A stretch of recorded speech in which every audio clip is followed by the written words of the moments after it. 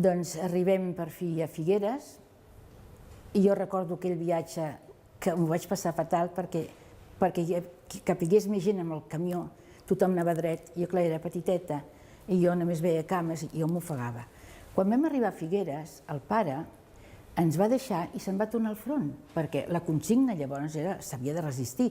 De fet, les tropes franquistes anaven avançant, però no havien arribat encara fins a Girona. I llavors el pare i la mare van parlar i ell li va dir: quedeu aquí a Figueres, espereu-me, que jo us vindré a buscar i marxem els tres a l'exili.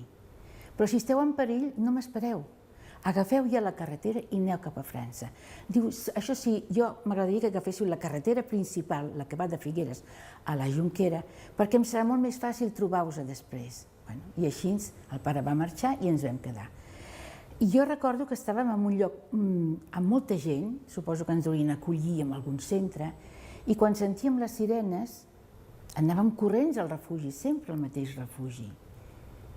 Aquell dia, el dia d'aquest terrible bombardeig, no vam arribar a temps, perquè teníem els avions a sobre. Ja queien les primeres bombes.